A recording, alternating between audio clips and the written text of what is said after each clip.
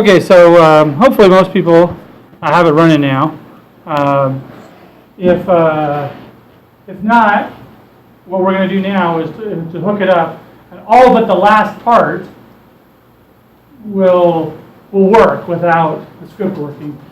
So you still have to set it up the same way. Okay, so I've got my... Dr. Raver, yeah. Before we go on, just want to make sure I got your code running on my ArcMap. I changed my file destinations to mine, and I got a sum area output. So I'm up far we go now, right? Yes, if you got a file that said some area, that's right. Inside that, you should have a bunch of fields called sum underscore the name of the field underscore ADJ. Yes, sir. Yep. All right, sounds good. So now we're going to build our tools into, we're going to take our script and build a toolbox inside of ArcMap. So open up ArcMap. That's what I'm doing right now, is opening up ArcMap. All right, it's pretty straightforward. There's not going to be, this isn't going to take nearly as long as we've gone through already. And we have a fair bit of time. Okay. Dr. Ray, you Yeah. recording already? Yes, I am recording. Good. Okay, so I'm going to create a new toolbox. So first of all, before I do that, I'm going to add the block groups in because I need to be able to draw on top of them. The other thing that I'm going to do is I'm going to delete the sum area because, well, I guess I don't need to, because when I run it as a tool in our toolbox, I'll have the option to override it if I want to. I can set up those rules, so I don't need to delete that now. But the only one you need in here is your block groups, okay? Then, what you're going to do is you're going to, under our toolbox, you're going to hit Add Toolbox. And you're going to create a toolbox in the folder you've been working in. So I've got this CTEM Spa Lab. I'm going to create a toolbox called, I'm going to call it find area, find pop by area. Find pop by area. Okay. Actually, that's probably what I should call the toolbox. I mean the tool. I'm going to call this just week 7 toolbox. Oh, I have to actually create the toolbox. So go to the folder, hit new toolbox, not new Python toolbox. We actually haven't talked about Python toolbox, and we're not going to cover them in this course. But a Python toolbox is a way to make an entire toolbox in Python without using the GUI at all. So that's something that they added fairly recently, but we're just going to call this week 7 toolbox. So click on that and then open it to add it. So now I have my week 7 toolbox, and I'm going to add my new script tool. So I'm going to say new add script. And I am going to have to modify my script a little bit to get the right values in the right places. But we'll work on that once we create the values. So I'm going to hit script. I'm going to call it find pop by area.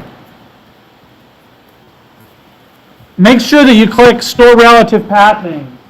If you do this, then we're going to be able to reference the Python data is always going to be right next to the Python script is always going to be in the same directory. We'll be all set. We can move it around to different locations. All right. Then we have to choose the script file, which should be in the same directory. So that's in C temp for me, C temp, SPA lab, and example1.py. Where did you, was that under styles or did you hit next? I hit next. Yep, I just left style sheet blank.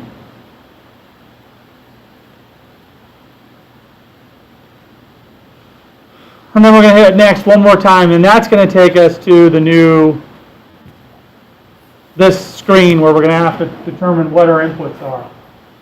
So, we need to input the census data. Now, I told you that census data is always going to be the same, but we're going to make that be a user parameter just so that we can pull the fields off of it that we need, okay? Because if we didn't, we couldn't give the user a list. What we're going to do is set the default value so that it'll always be that field unless the user changes it, okay?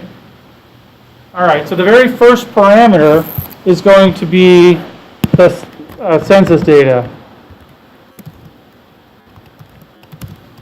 Census data. And what data type is that? Remember we talked about that last week.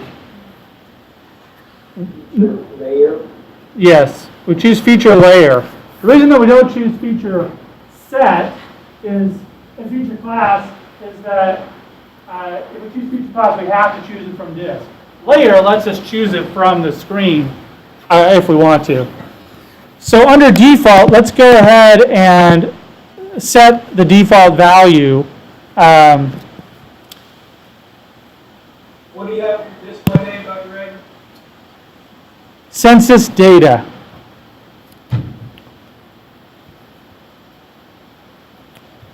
So the default value is, I'm going to try to get to the full path. I guess, I'm not sure if this would work. If we just typed in block groups underscore HS. I'm not sure if that would work, but let's try it out. I made this the same.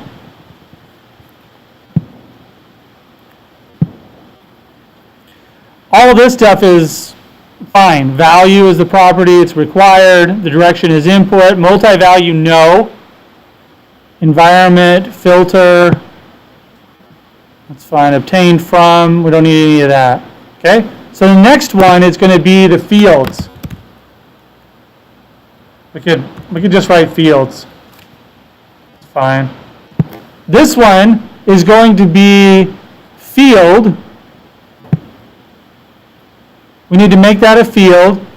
And for the direction, we need to leave that input, type required. For the multi-value, we need to change this to yes. It's going to be multiple fields. Okay? And then under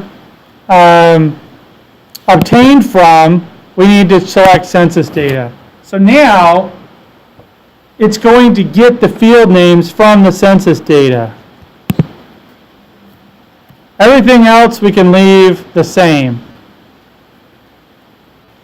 So what that's going to do is it's going to produce a way to select multiple fields from this feature layer. Okay? And I forgot, I know I did test this, but I forgot which one it does. Sometimes it'll have all the fields in a list box and you put checks by them, and sometimes it'll have a drop down, and every time you choose a drop down, it'll put a new box in the box below. For some reason, I'm blanking as to which one it does. But it'll do one of those. Oh, okay. Oh, yeah. Yes, so right click on it. And instead of hitting edit, hit properties. And now go to parameters and you'll be back at the same screen. In fact, if I was curious right now, So I can put in like let's say I accidentally hit finish, or I was just curious as to what it would look like. Now I can double click on it. Yes, see how I can collect a list of fields? All right, I'm gonna hit cancel, and I can go properties, and if I go back to parameters, now I'm back on the screen that you all are on, okay?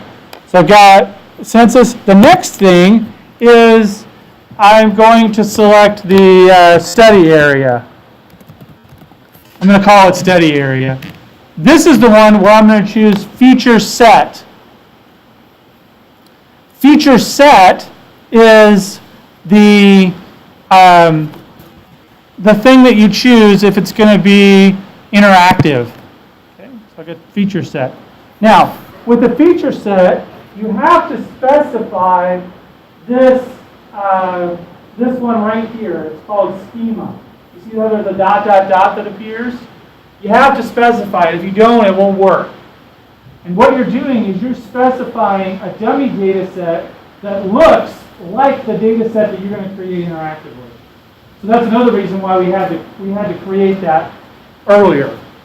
So if we hit that dot, dot, dot one, and we go to the user polygon, we'll now have the data set created that we want.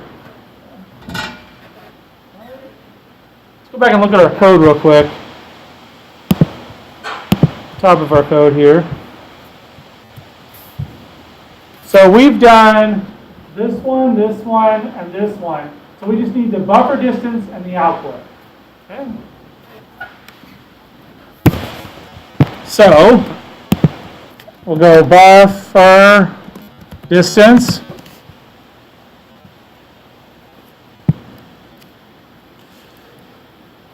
Now there is a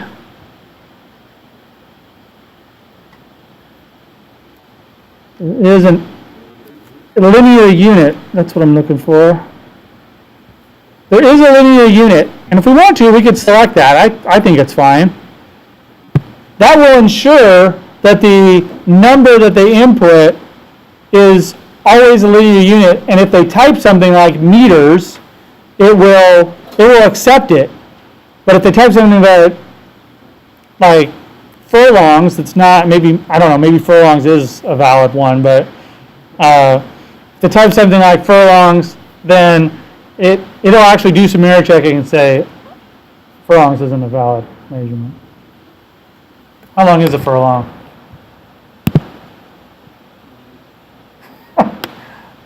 I don't know if you're right or not. Okay.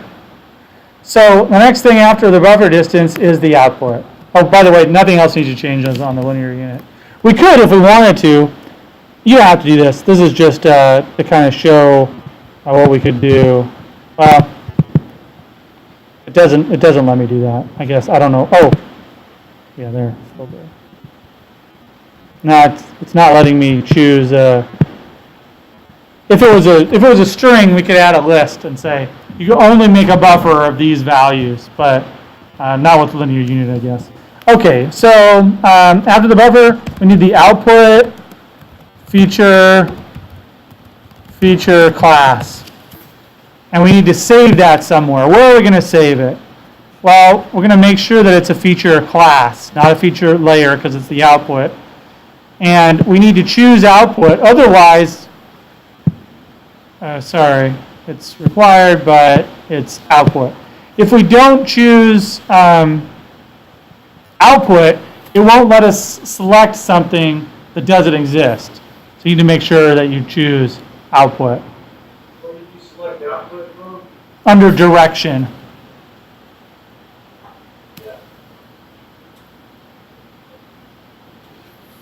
If we wanted to get fancy later, we could make buffer distance a optional thing, okay? But then we'd have to handle it in our code. If it was empty, do something. But we could do that, right? We know how to use if statements. All right, so now I'm all set. I say okay. It should work.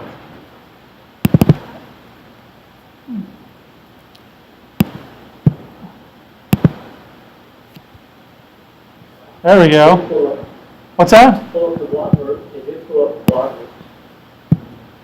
It pulled up the block groups. Yes, it pulled up the block groups. That's great. And we can check which fields we want. Let's actually. This is our tool that we created with that code. We didn't actually create, this part doesn't have anything to do with the code. We could have pointed it to any old text file. We created this all with this interface. Now we have to make sure our code is ready for the values to be spit out into it. Okay, we need to hook them together. But we created the interface by what we specified here. One other thing I wanted to do was, I'm sorry, is this what you're referring to as the interactive interface? I've referred to the interactive interface like a few different times. Like, what setting?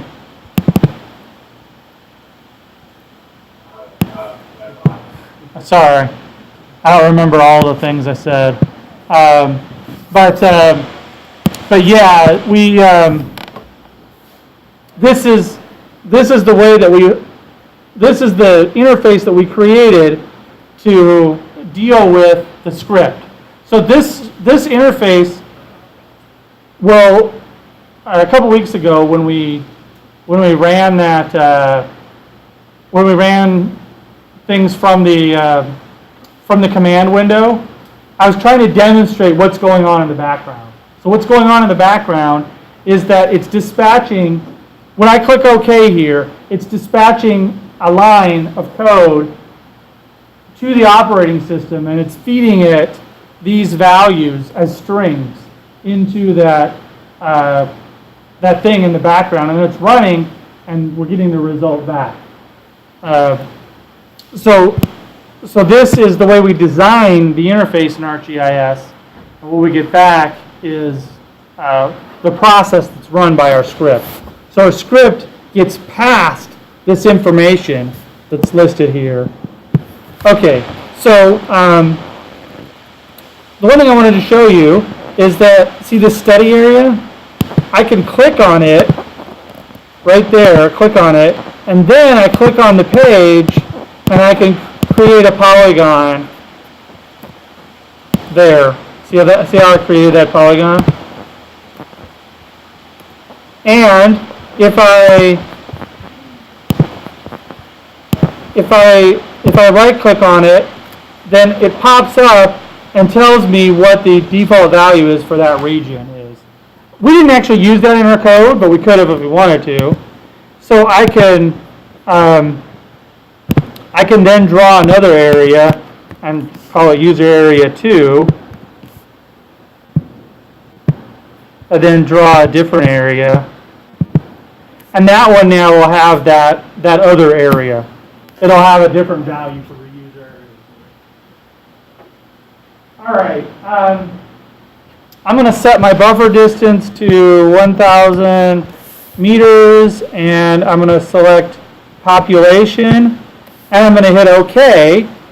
Now, my script's going to run probably just fine. It did run. It created a result. But the problem is that I haven't hooked anything up yet, so it was running all the defaults that are already in there. I need to tell it to use the values that it was fed. If I look at the data here, where to put it? C, temp. I don't even know where it put it. I can always go to geoprocessing results and ask it to add the result. And this will maybe make it more clear what I'm trying to say. So output, there's the output feature class. I can add it to the display.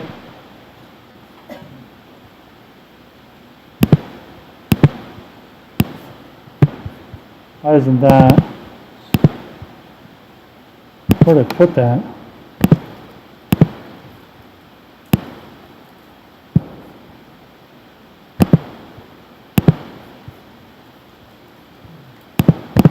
I don't even know where to put it. It won't let me do it. Is invalid or non-existent directory. So maybe that folder doesn't, Should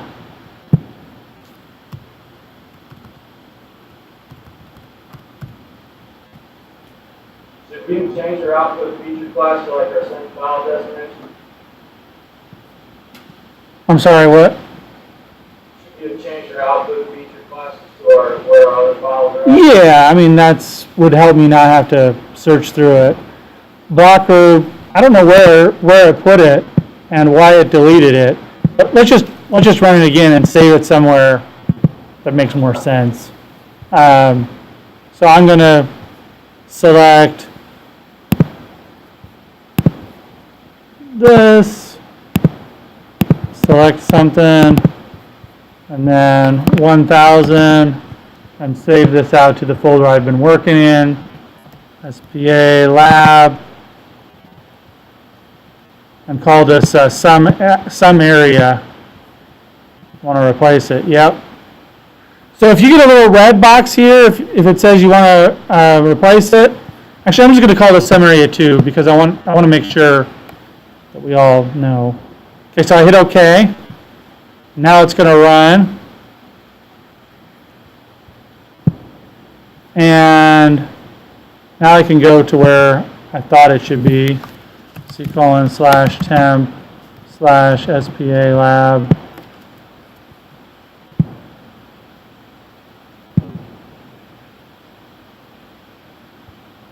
It's not saving it out. You're right. But the script still should be running the script the way it's set up.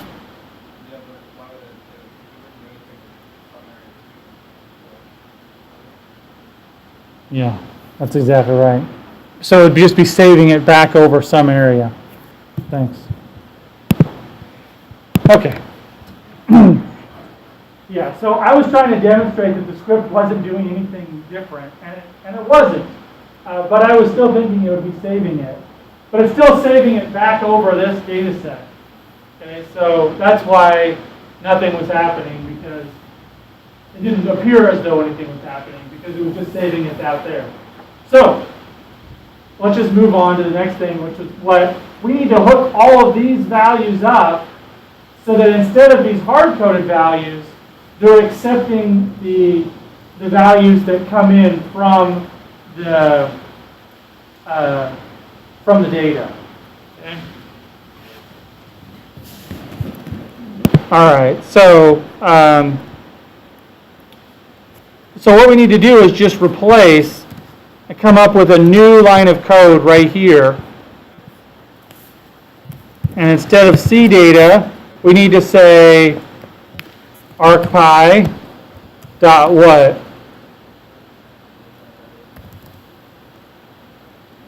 Get parameter as text, or get parameter. Let's say get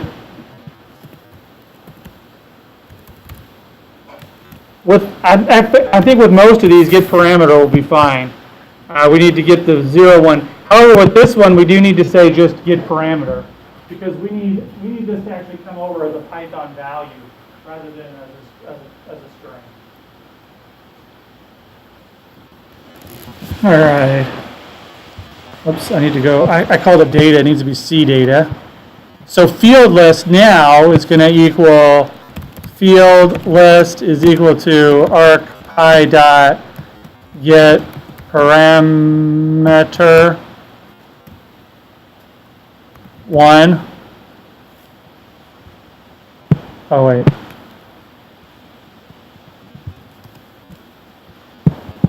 I think this should be as text, but I don't know how to spell. I don't know which case.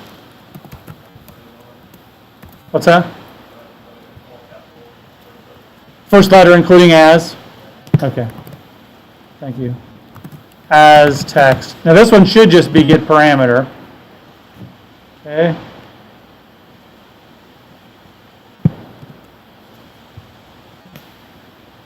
All right, so the U poly is going to be,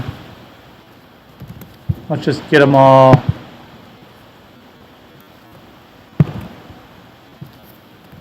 Two, and then the buff dist is going to be, hopefully this one works. This will be 3. Is that the order we put them in? We can always go back here to make sure. This would be 0, 1, 2, 3, and this will be 4. The output will be 4. So this will be 4. This area. So it should look something like this. So now we're getting those values out of the interface that we built.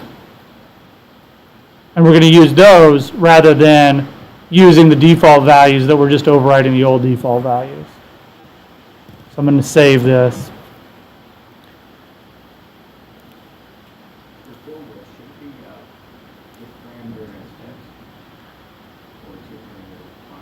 Get parameter, because we want it to come over as a list.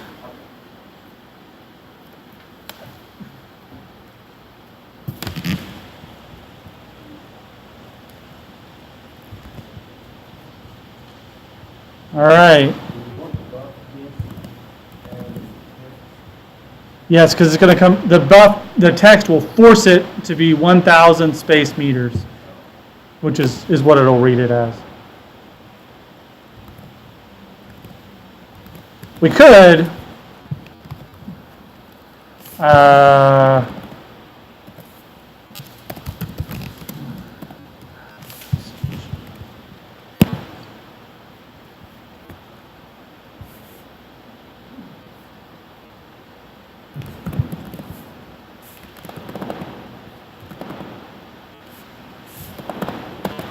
do something like this and say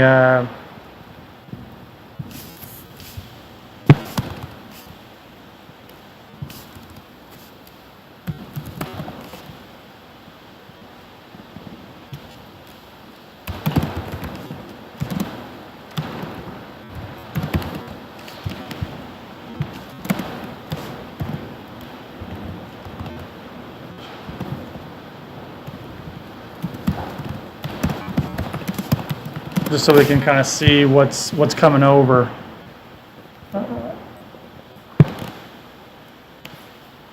actually going to put this down here.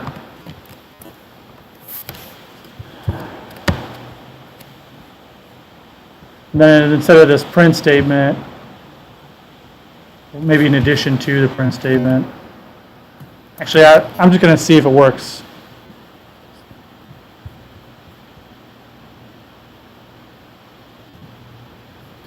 Oh. All right, so population 2012. Where's population? Population.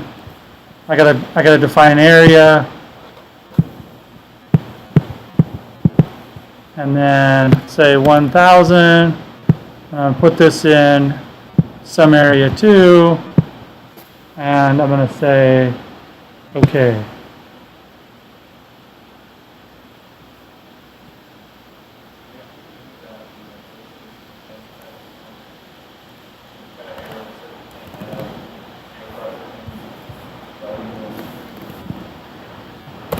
Yeah.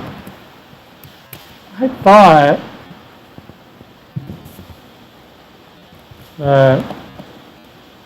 that was the way you needed to do that. I mean, I thought I was right. Invalid field P. See, so that is just a big old string. And so the first item for F in field is P, if it's as text. Did I spell it wrong?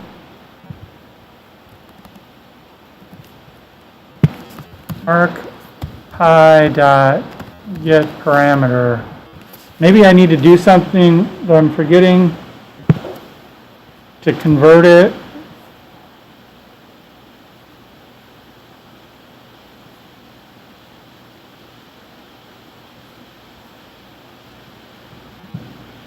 I think this is it.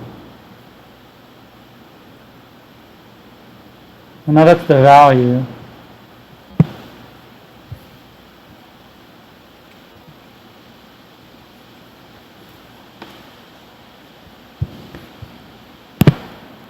Get parameter.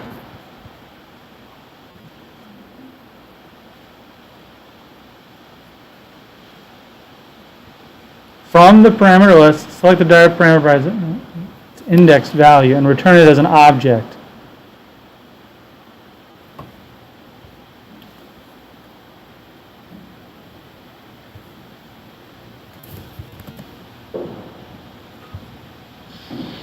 I don't know why that doesn't work.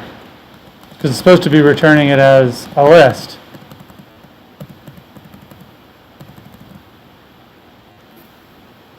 I'm going to modify my script just a little bit.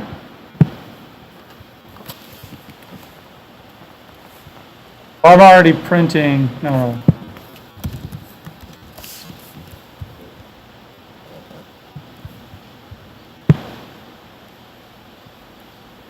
Oh, that's not what I meant to do, sorry. I meant to run it from here again.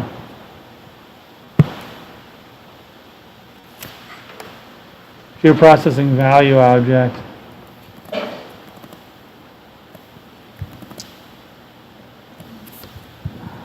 Okay. Well, we're going to have to do something that I didn't expect to have to do because this is going to work. Not there, sorry.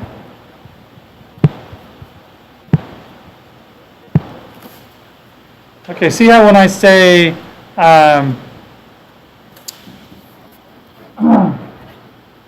this is the actual text representation of it. Population, semicolon, pop 2010. Okay? It used to be that all the parameters were passed by text. And I thought that would work. I don't know, maybe I'm working on a different version. Is anybody getting a different error than me? All right, so we have fields that are delineated by this little semicolon. So if we had like 3 or 4 fields selected, they'd all be delineated by a semicolon. So what can we do to turn that, a text, a number of text values delineated by a semicolon into a list? That's all we need to do to get it to work. And that's actually the way we used to teach it. What if they were comments? Do you guys remember reading a text file and delineating from comments? What function do we use to do that? Split, exactly. We split them. Okay? So we need to split this value, but it does need to be as text, I guess. So we need to split that. Let's look up the help for that again. Split string Python. So it's a string instead of a list. Okay, and here's an example where you feed it a string and you say dot split and then you give it a delineator. So what will our delineator be? So something like this should work fine. So now it's going to be a list instead of a string. I thought that if we just said get parameter, it would return it as a Python list. So I'm going to save this guy. And then now I'll try to run it again.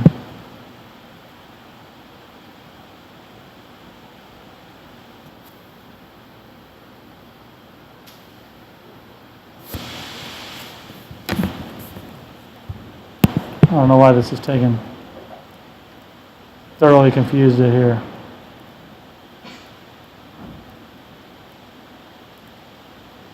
Might have to just get out of it and start it again.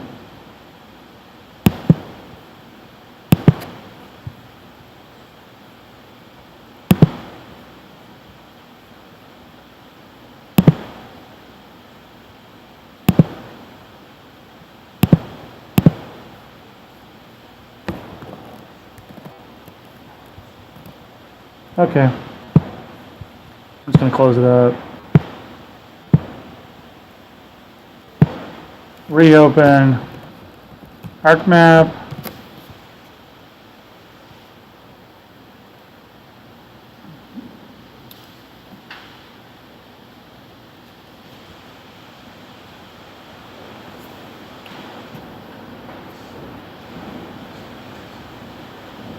This returns a list. So dot split returns a list, and we're just we're composing it. So arcpy.getParameters text returns a string that we're then splitting based on the semicolon, and that is returning a list. So the product of this whole line is a list. Okay. So I'm going to add back the block group data. I have to add my toolbox back because it got lost. Now, you don't have to like save a toolbox. It's just saved when you create it. But you do sometimes have to add them back. Okay, so now this should work.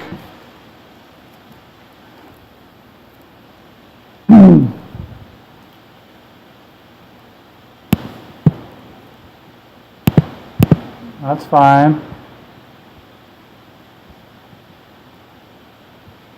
I'm going to do population.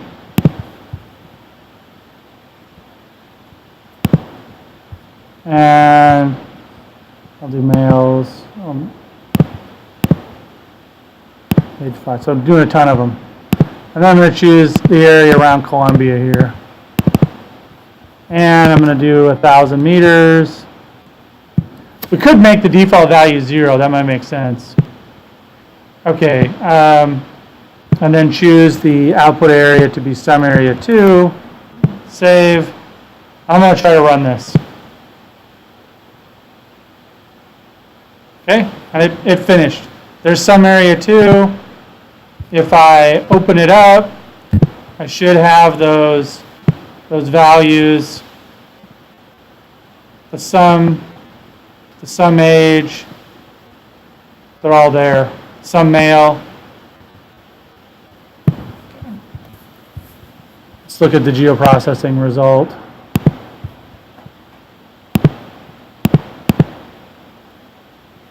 Oops, that opens it back up. I meant to.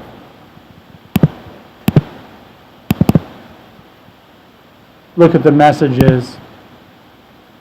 So see that message again. Hard to see it there. I could just run it again and this time not press OK. I'm going to run it again.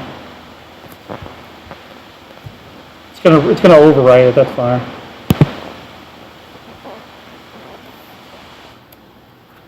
You see that the input was actually population semicolon top 20 semicolon male semicolon 859. But then I turned it into a list with that line of code there because it needed it as a list.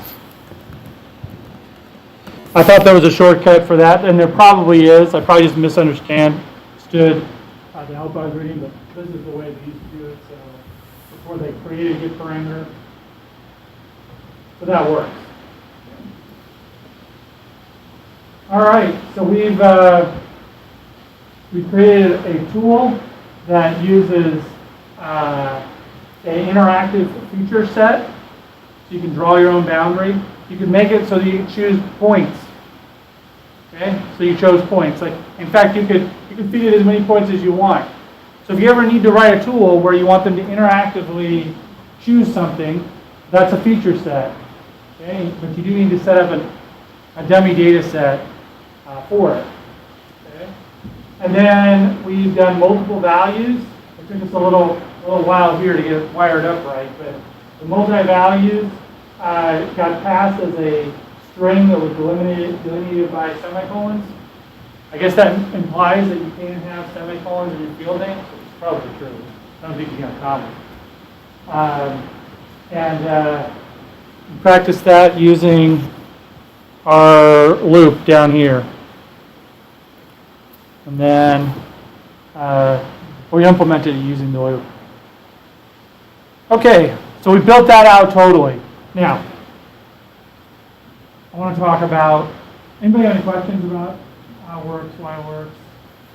If there's questions like, hey, mine doesn't work, I can answer those after class.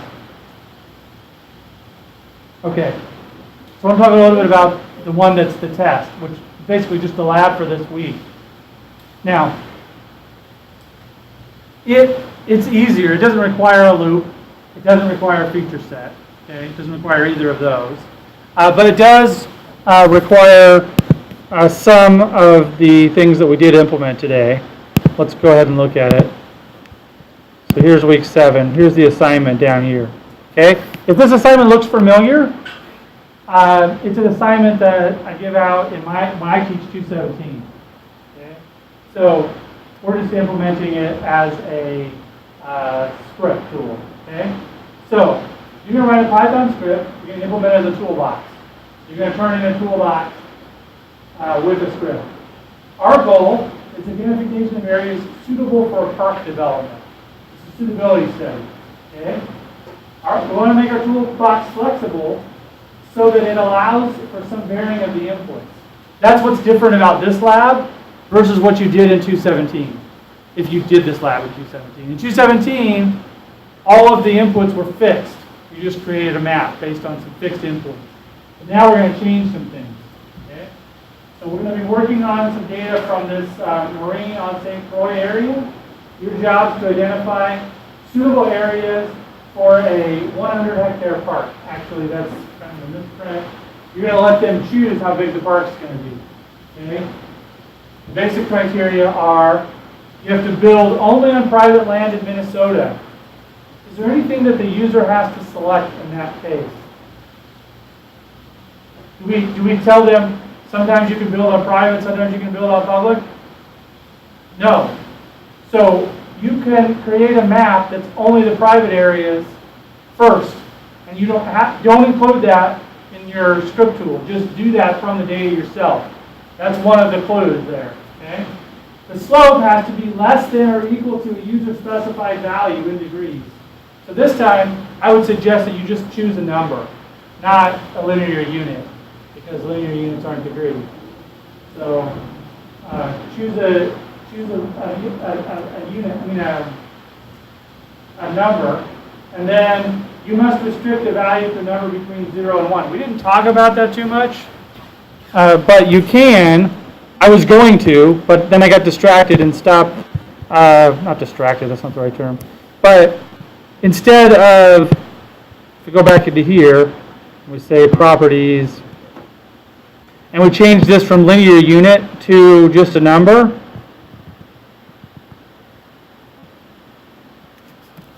I'm going to change this back, so don't worry. If we change this to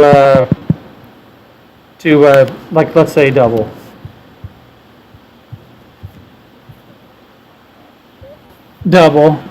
Then if we went down to the filter, we could give it a range.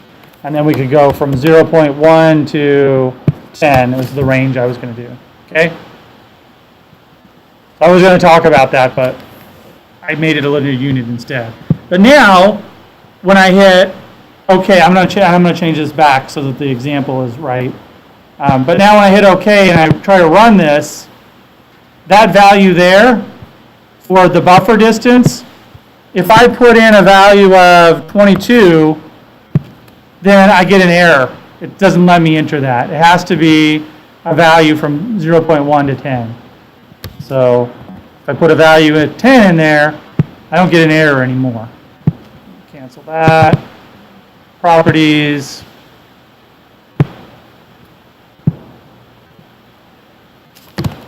Oh, I'm going to change this back to linear unit because it makes more sense as a linear unit. But originally I was going to show you how to make the restriction. So I just did it. I just showed you how to make that restriction. That'll be on the video. You must restrict the value between a value of 0.1 and 10 degrees. The entire area needs to be within a user-specified distance of a road. Okay? So the user selects. So this is going to be a buffer between 10 and 1,000 meters. So you could change that. The units are already in meters. So I was picturing you not doing this as a linear unit because I didn't even mean to talk about linear units. So I was just saying choose a number and make sure that they're restrict that between 10 and 1,000. And it'll work. Because you can feed it a number as well as feeding it. If you don't feed it the word meters, it'll assume that it's in meters. Okay. All right. So 1, 2, and 3 are both positive things. In other words, they need to meet all 3 of these criteria. Private land, slope less than or equal to a specified value in degrees, and within a certain distance of a road. Because the park needs to be accessible from roads, it needs to not be too hilly, and it needs to be on private land so we can purchase it. Okay? So those need to happen. And so those are all positive things. So I'm telling you right now, you need to take all 3 of those layers and create them and then intersect them. This one, you'll create it before, you'll do it. These 2, you'll create in code. Okay? Let's talk about what tools you'll need to create them in code. So let's do this one first because it's easier. Okay, we did this today. What tool do you need to run to create a polygon that's a specified distance from a road? Buffer. We did it. Okay? So you're using the same code there. What code do you need to do to run this one? This one might be a little bit harder. For slope less than or equal to a specified value in degrees. Well, yes, you'll need to run slope. You're actually going to need to run a few tools. Yeah, it's already in degrees, but that's, well, like, you need to create the slope tool. Let's actually do it. Let's do it in here. You know, it's something I just thought of is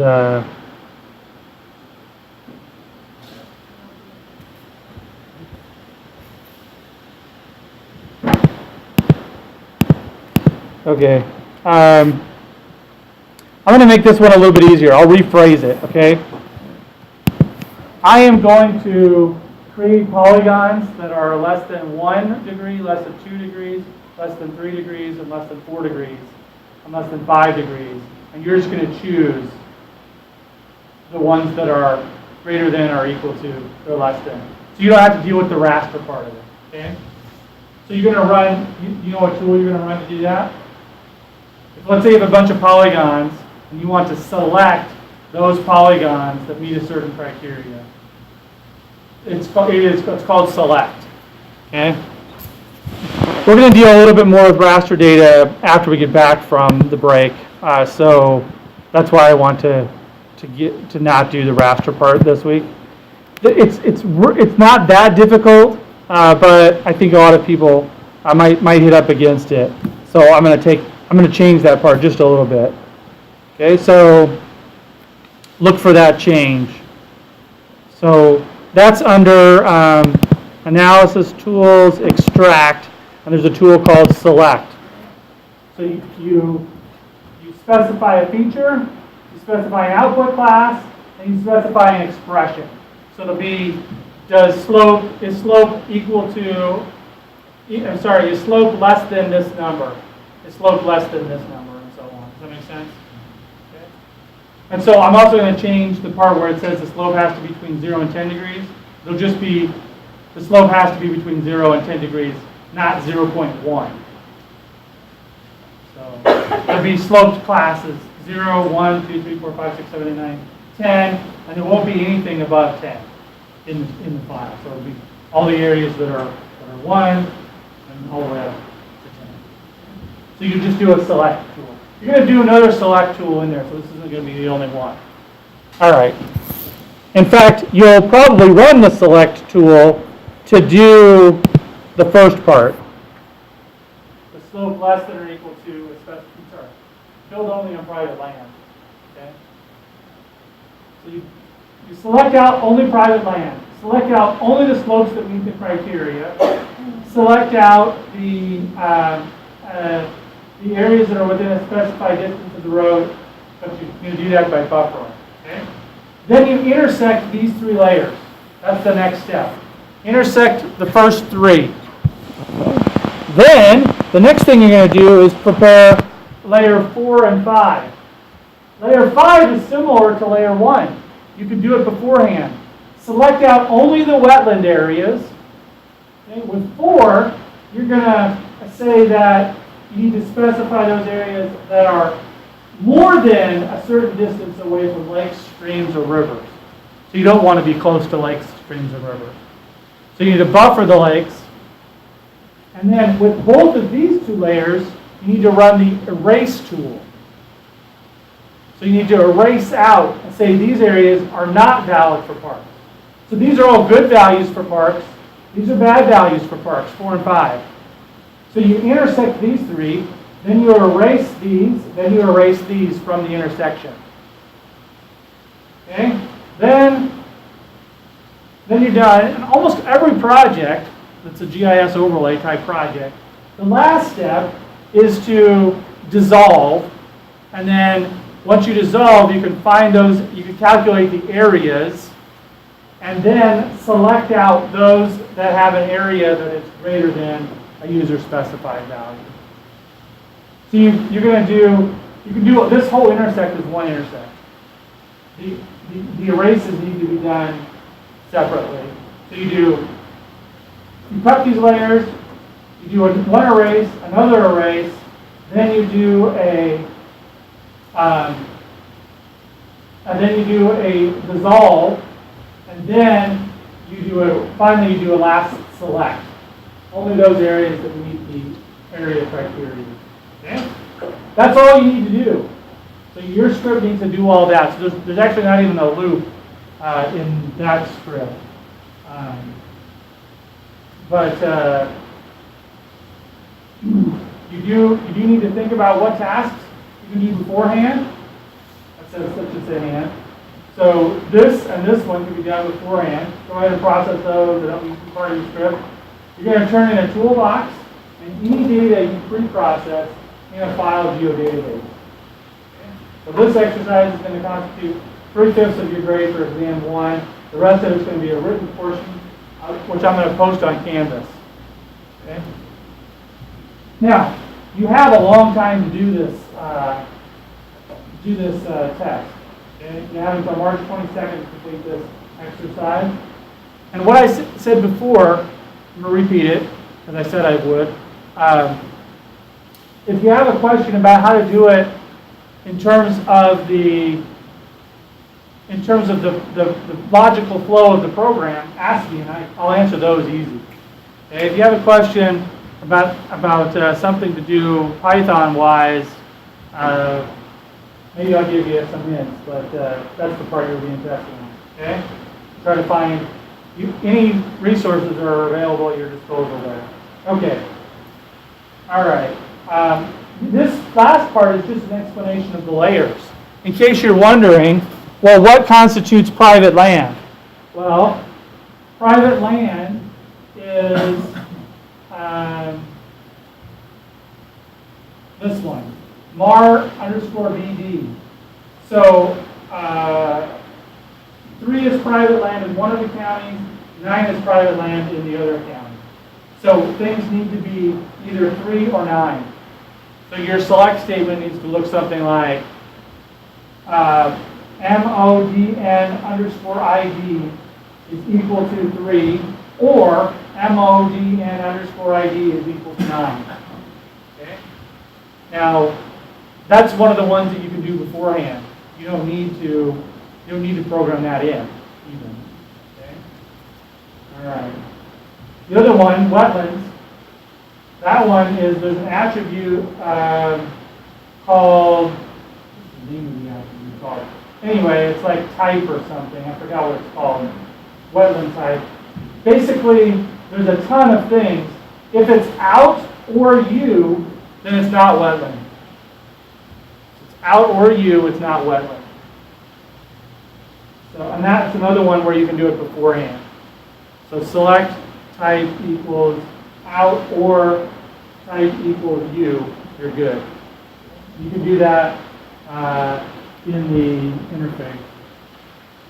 So this is the road shape file, and I'm going to change this so that this is not a DBM Rossetti area, it's just slope polygons. 1 degree slope polygons. So I'll change that right now and re-upload the lab. All right, are there any questions? Like I said, you can ask questions about how it's done. Yeah. Why do we have to do the dissolve operation after we iterate the wetland area? Good question. Anybody know the answer? Yeah, once you do the intersect, there'll be some lines that adjoin because one area could be okay. It could be upland, could be okay in the upland, and it's also okay in the roads, but they have different values in terms of the upland versus the out. They have like different values, or they have different values in terms of how far away they are from the road versus whether or not they're, what was one of the other criteria? A proper slope class. So if we want to calculate the area, we need to get rid of those common boundaries that touch. Okay? We need to get rid of the common boundaries that touch. Otherwise, when we calculate an area, it would be only the area for let's do an intersect here. Overlay, intersect. I'm just going to do this as an example here, really quick, because this will illustrate my point, I think, better. Okay, so I intersected these two layers, and when it's done intersecting, I don't know, man, it's crazy how much longer it takes to run not in memory, that intersect. Anyway, see all these additional boundaries, Maggie, in there? So if we asked for each polygon boundaries area, it would be each of these polygons. But the output of this process that you're running says that these are all okay areas for parks. And we want to get rid of the common boundaries there so that we can say, how big is this park? Because one of the criteria is the park has to be at least a certain size.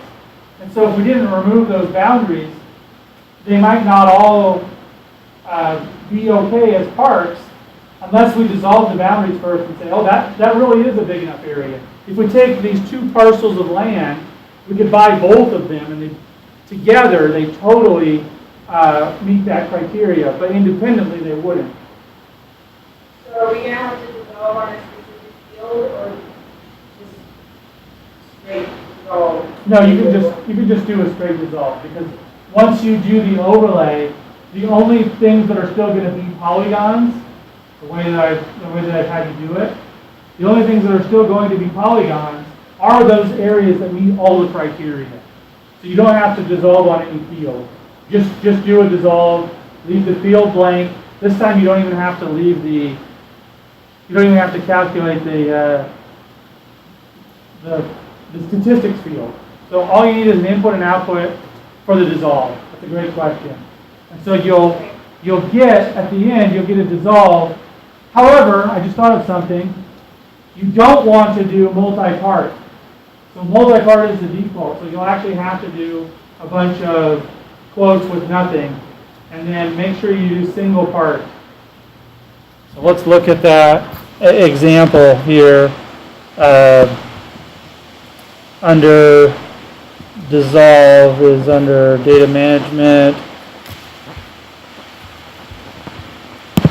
dissolve, or no, generalization, dissolve. So that's this part right here, this create multi-part feature, that needs to be unchecked because that's the default. And the reason why is because they actually need to be contiguous, that's the rule. The park needs to be that big.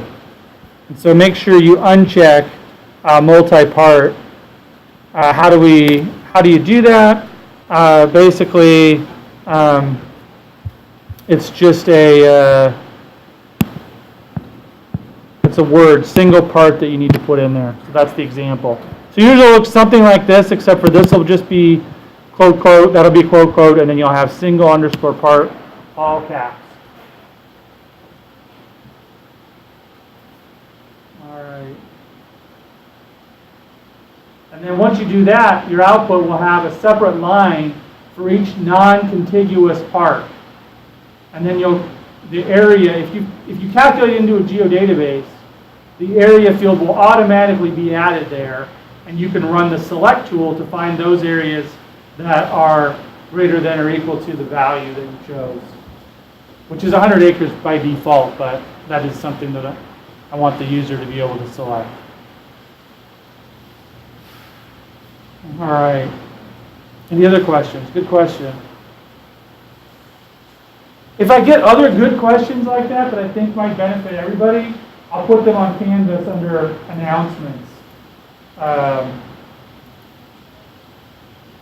Stuff like that, as an example. All right?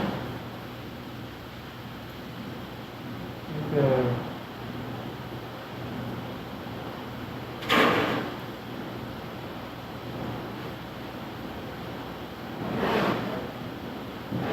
Dr. Ray, Yeah. when you're building the tool, how do you get the comments or instructions on the right-hand side of the pop-up?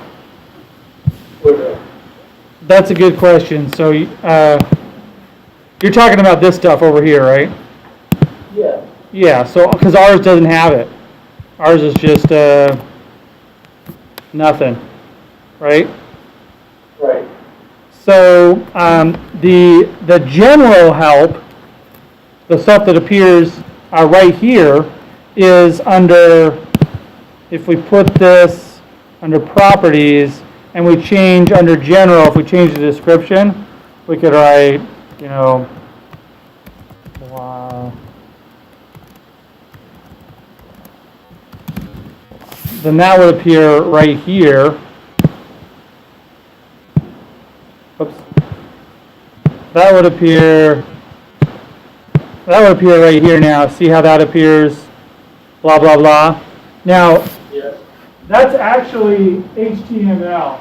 So if you type, like, if you type something up that is, that's coded, this isn't a HTML class, but like if you reference the image or something like that, you could do that, and that's what that style sheet is for. So if you want to add in a style sheet to your HTML, you can. That's this one right here. It's not the same as like a CSS. It's an XLS, so you have to go read about how that works. But you could enter a basic description there. All right, now as far as the parameters go, because when you go like this and you select, well, here I'll do this on another tool. It'll make more sense. When I select one of the rows, it changes and shows the help just for that tool. See what I'm saying? All right. Now, I do remember. I mean, I don't remember where that is. This is how you get when you hit tool help, how to get that part.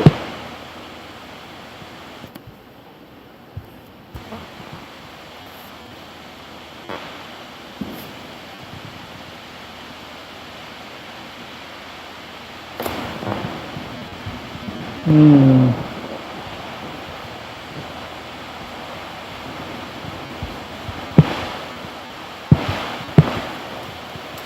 Yeah, I'll have to go, I did know how to do that at one point, but, I don't know how to do it off the top of my head to get that behavior, so that when we click on, buffer distance, it'll tell us what goes there rather than just say no description available.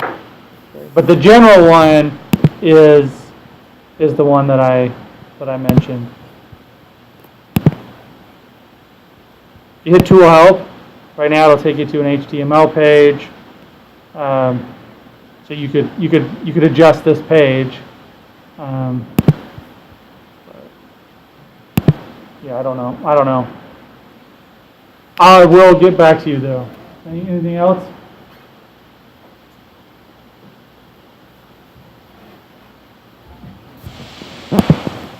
All right, I'm going to